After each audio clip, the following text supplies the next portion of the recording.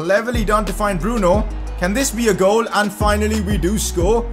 Arsenal getting completely exposed at the back there with Man United taking the lead. Bruno now looking for Edinson Cavani. Big moment in the game for us. Here's Cavani 1v1. He doesn't miss those kind of chances. Edinson Cavani scores.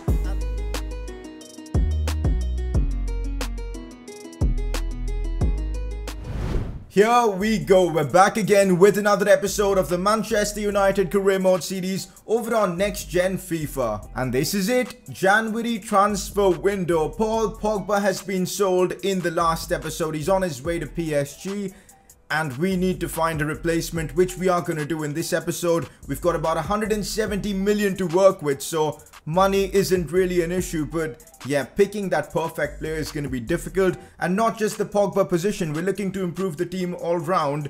Potentially a defender, maybe a cam to, give Bruno Fernandes a bit of backup. So a lot needs to be done in this episode. Keep your transfer suggestions coming in. This is going to be a big episode for the series. As I just said, we've got a lot going on in today's episode, excluding all the transfer stuff. We've got Spurs in the Premier League up soon, so cracking episode in store for you guys. Drop like if you're enjoying this series, subscribe if you're new around here, and let's kick things off. Time for a press conference. Get your questions answered by dropping them down in the comments section below. First one of the day, sign Joe Gomez.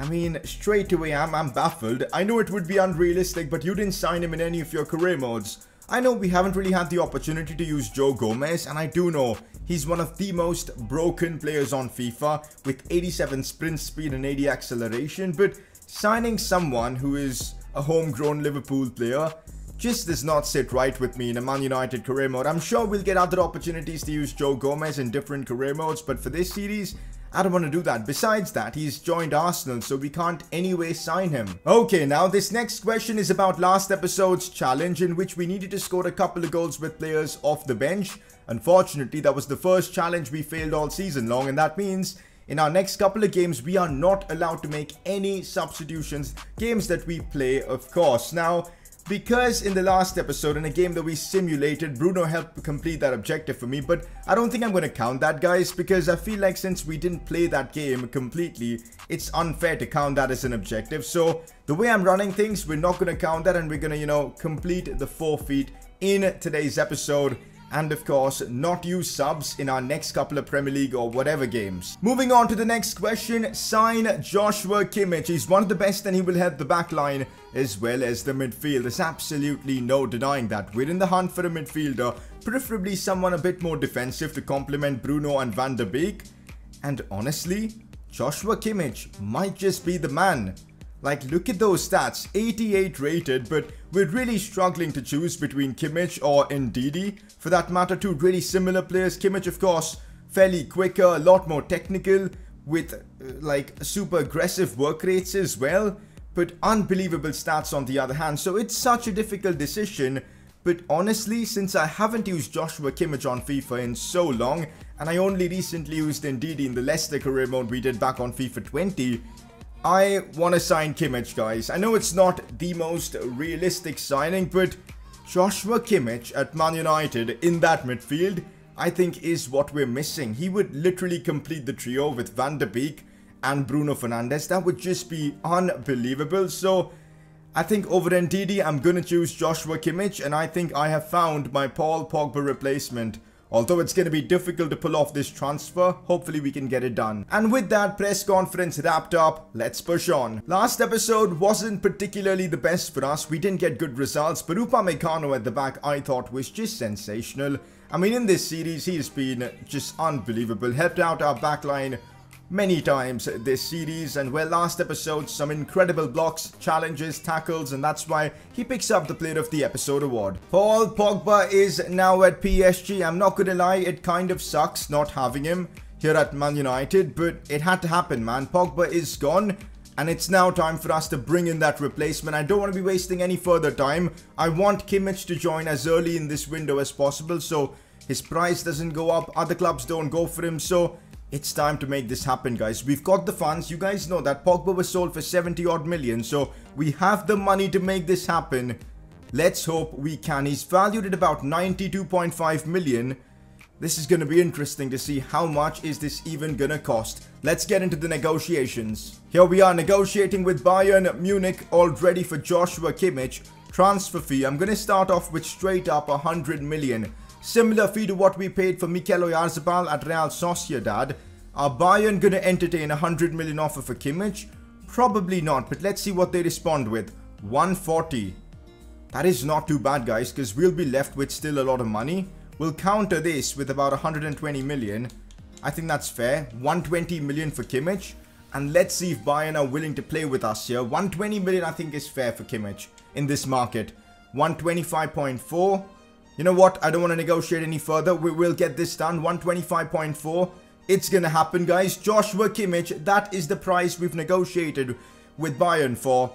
And this is it. Kimmich, the German, might be the replacement for Paul Pogba. We've still got contract negotiations to get done with. Here we go in a restaurant. Just gonna negotiate with Kimmich and his agent. Let's get that deal done. Crucial squad role is what he demands, being 88 rated. In his prime, absolutely that's a fair ask, a fair demand. In terms of the contract, 5-year deal. We'll give him a 4-year deal. I think he will accept that. Absolutely he will. There you go, that's done. No release clause works perfectly fine for me, but this is where things could get interesting. How much are his wage demands? Let's see. We need to offer him a wage. I think I'm going to go 140. A bit of a boost from his Bayern salary. And we'll offer him about $1 million in signing bonus. I feel like a player of his stature deserves this kind of a contract. £140,000 per week and £1 million in signing bonus. Is that going to be enough for Joshua Kimmich? Let's find out. He wants a bit more. He wants an appearance fee as well. Okay, what we'll do is we'll remove the appearance bonus. We'll keep the signing bonus as is. 1.25 million. 140,000 in wages. Is that going to be enough? Let's see. It is. Joshua Kimmich to Manchester United at Untitled. An incredible transfer. Quite possibly the best we've made in this series so far. Our midfield now of Kimmich, Bruno Fernandes, and of course Van de Beek is going to be seriously unbelievable. Like, honestly, I think every player complements each other. The work rate in that midfield is incredible. And I can't wait to see what he offers us on the pitch. Look at that stamina of 95. Aggression 91. He can cross the ball. He's versatile. Can play as a right back as well. So, he's got everything. I think it's only fair that Joshua Kimmich gets Pogba's old kit number. He's going to be wearing number 6 for us. I think that's awesome. There you go, guys. Joshua Kimmich slots right into our midfield in that CDM role along with Van de Beek. I mean, this team looks incredibly capable. The only weak link I see in this team right now is that centre-back position. I think in this episode or the next one, we will try and maybe forge a plan to replace Harry Maguire. We've got the funds, but we'll need a bit more cash to bring in a better defender than Maguire. So any suggestions, keep them coming, but there's still business to be done in this window. Today's episode's challenge is actually pretty difficult, and since we failed last episode's challenge, I'm keen on completing this one. The perfect hat-trick. Score a perfect hat-trick with any player, which means right foot goal, left foot goal, and a header in the same game with a single player. That's going to be a challenge. If we fail to complete this, next episode we don't get to use any of our strikers for an entire episode. That's a bit crazy. This is probably the hardest objective we've had. Scoring a perfect hat-trick is never easy, but I thought, you know what? Let's switch up the scene and take on a more difficult challenge. We're putting the second team to test as we take on QPR in the FA Cup. This is the only domestic cup competition we're left alive in. We're going to use our second team, and I'm hoping we can walk away with the win. Just about 4-3. Was that close? Cavani, Van de Beek, the goal scorers. And Mason Greenwood scored. That's awesome. That's going to help his morale. Fred scored as well. We just about make it through to the next round of the FA Cup. By the way, big ups to all my Hungarian viewers who helped me out with the pronunciation of Dominik Szoboszlai. I think that's how you say it. So, I want to sign him in this series, but this season it's not possible. He's at AC Milan. But next season, definitely keen on signing him to be backup for Bruno Fernandes. He's great. An offer coming from Lindelof. I would have entertained the offer if it wasn't from Liverpool. Nah, man, no way I want to be strengthening Liverpool of all teams, so I'm going to reject this offer. 31 million is decent for Lindelof, but now, as I said, I'm not strengthening Liverpool at all. Okay, Spurs have dropped off tremendously in the Premier League. They're, by the way, our next opponents in the league. We're, of course, 4 points off Liverpool because they did beat us in that last episode, but I remember facing Spurs at the very top of the Premier League. It was an important game, but now they've dropped down right down to 9th.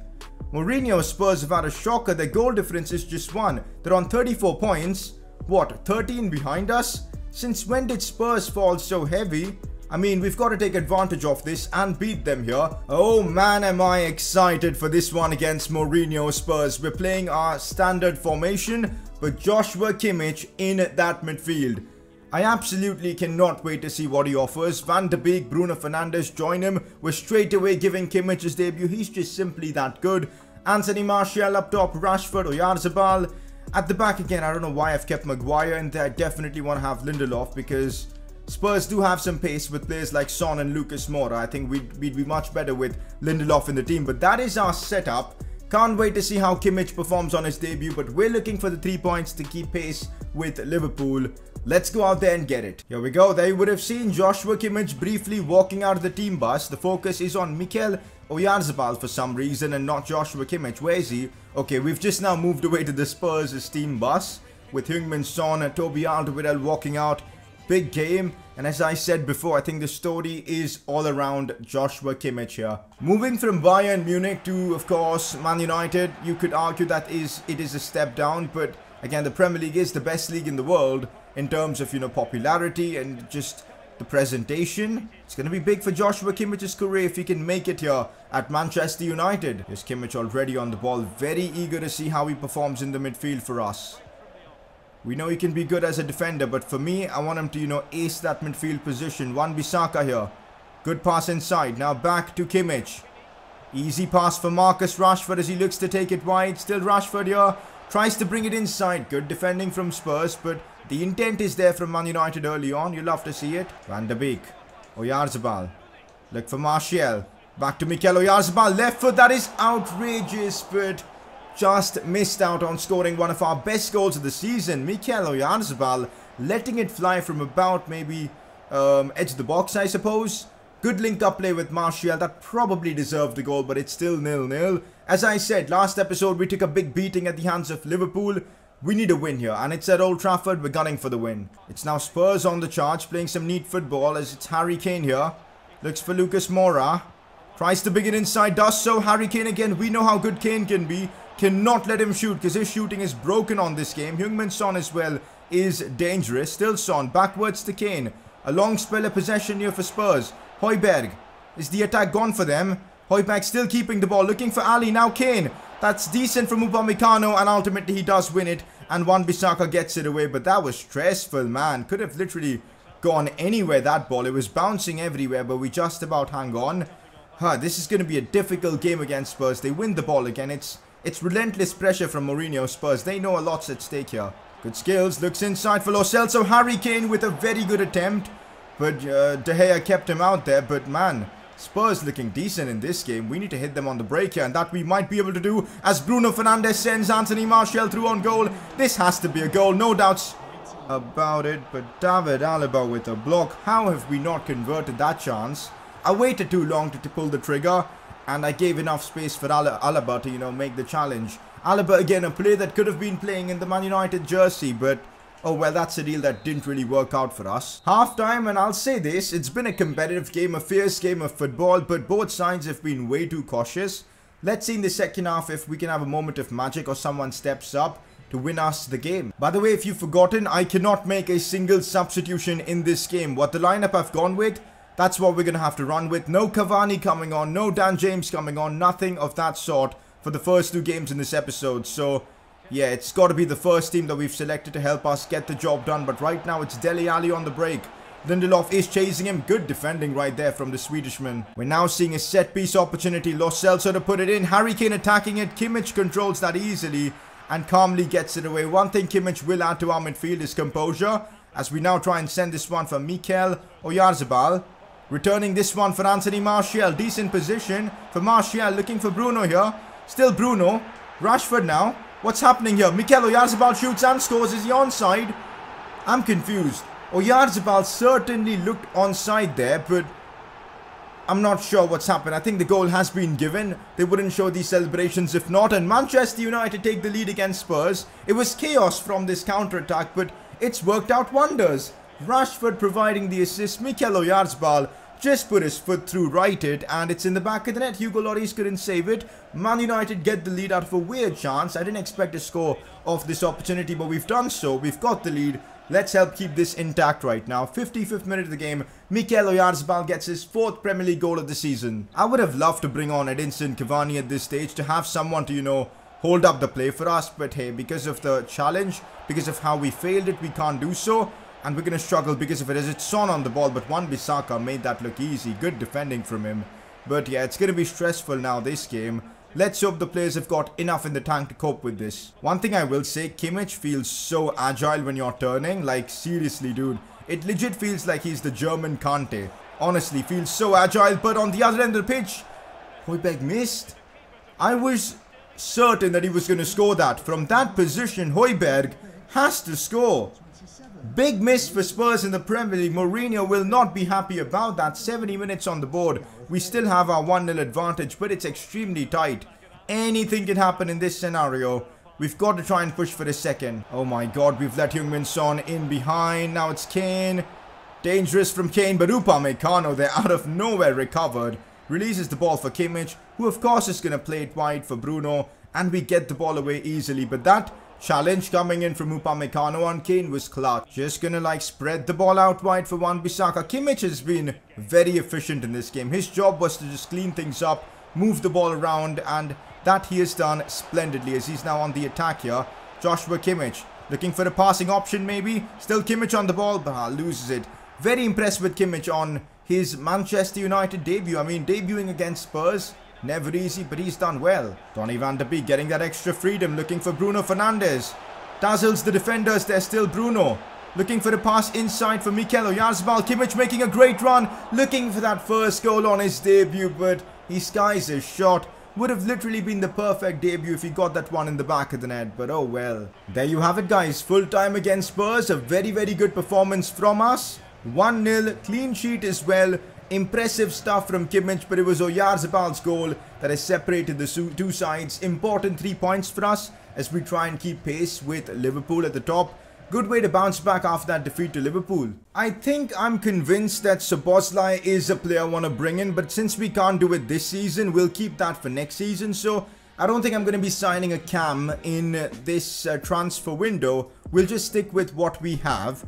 But a defender is something I certainly want to try and make happen. Maguire, Bailly, Tuanzebe are some of the options. We've got Lindelof. Of course, we've signed Upamecano, but I think we could do better.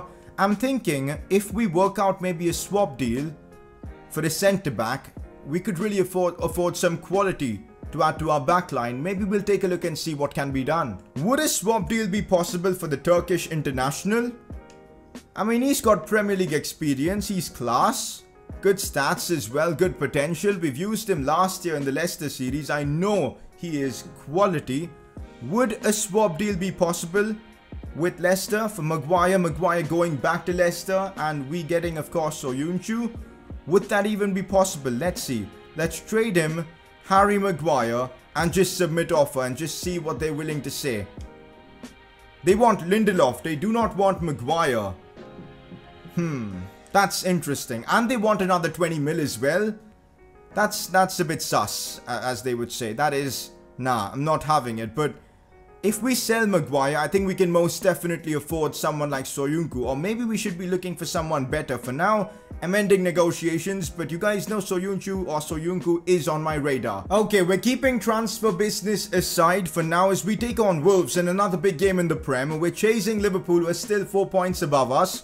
Wolves, of course, you guys know, one of my bogey teams. They're 5th in the league this season. Higher than Man City, which is a big surprise. But up against them in the next game. Let's get this one out of the way and hopefully discuss more things transfers after this one. One thing is interesting, guys. So far in this window, no transfer offers have come in, like major ones for any of our players, which is interesting. We've seen some big moves go around, like Fede Valverde joining Juventus, Insigne to Arsenal. Anything else going around? Villarreal have signed Belotti, that is big. Brighton have signed Sergio Canales, that's big. That's a big move for 31 million. Connor Cody going to Hoffenheim is interesting. We've also got Real Madrid signing Ronaldo, but not the Ronaldo we know. It's I think one of the fake Brazilian Ronaldos.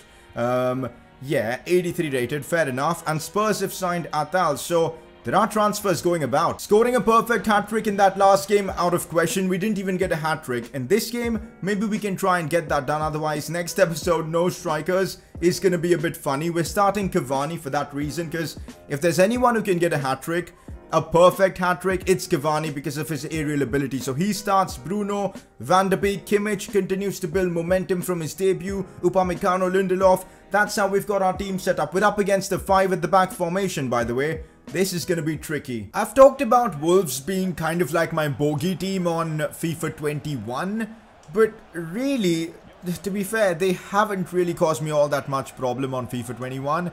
They were the most annoying team to play on FIFA 20 with how the game was. On FIFA 21, I feel like they're manageable. Now, the worst thing is, now that I've said this, guys, you just know Wolves are going to, like, absolutely hammer me in this game, guys. So, I'm hoping that's not the case and we can beat them. But, yeah, they don't feel as menacing as they once were on previous FIFAs. But as I said, just as I say that, Adama Traore breaks through, looks for a cross back in. Ruben Neves on the ball. Still Neves looking to break through here. Lindelof does well, but they still have a chance with Ruben Neves. And what's just happened here?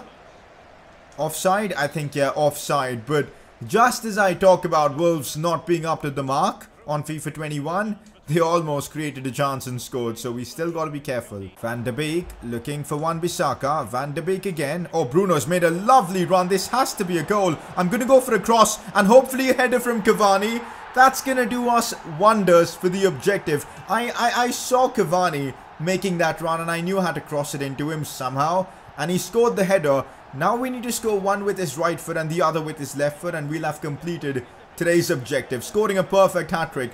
Header was the most difficult part and we've got that sorted. Come on, a couple more goals and we'll be in a good spot. Man United have taken the early lead against Wolves. Here's Adama Traore on the breakthrough and we know the pace he possesses. Brings it backwards though for Ruben Neves. Again, a very technical player. Neves looking for Adama. This is difficult for us now. Raul Jimenez gets past Upamecano. It's Mandy now. Big chance for them. Lindelof puts the challenge in, but Raul Jimenez, right place, right time. Well, Wolves still have it even on FIFA 21. Evident by that goal. It was brilliant build-up play. Nothing I could really do about it if I'm being honest. Raul Jimenez with the goal. And I'm not surprised it's him who scored. He is their number 9. And he bangs in goals for fun. What a finish that is. I mean, leaving no space whatsoever for the keeper to do anything. It's 1-1 against Wolves at Old Trafford. Jimenez again. Now Neves back for Raul Jimenez. We can't let them get a couple of quick fire goals. That will be disastrous. Adama Traore. Oh, come on. I know I shouldn't have talked nonsense about Wolves. They're still Wolves and they're still one of my bogey teams.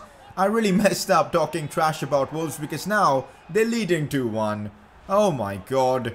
That's awful defending, by the way, from me. Where was Alex Telles in all of this? I have no idea. Adama left with so much space is going to cause you problems and they've now got a 2-1 advantage over us.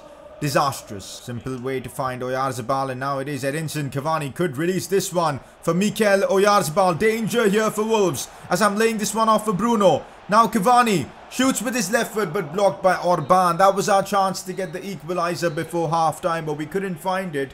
And we're heading right into the second half to try and turn this game around because I don't want to be losing to Wolves, especially when we're pretty close chasing Liverpool. This has to be a win and we need to respond in the second half. Remember, we still cannot make substitutions, which is frustrating. Lovely play to find Van de Beek, who on the turn does really well. Still Van de Beek here, but the challenge from Mikhail.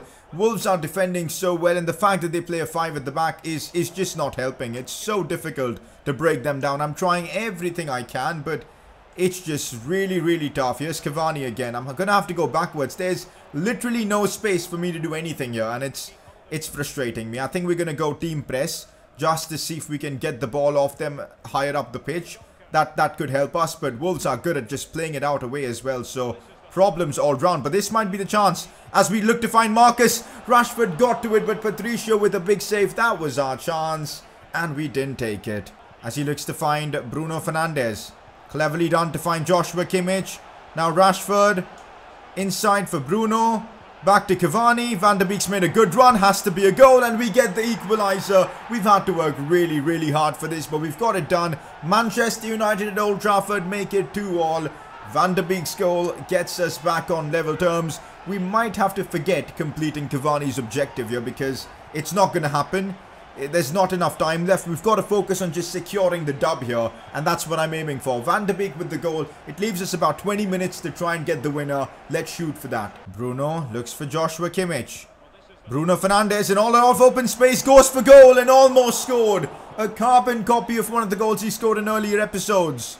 Bruno Fernandes unleashing from outside the box. How close was that? The keeper didn't even move. Oh my god, that was just a few inches above the crossbar.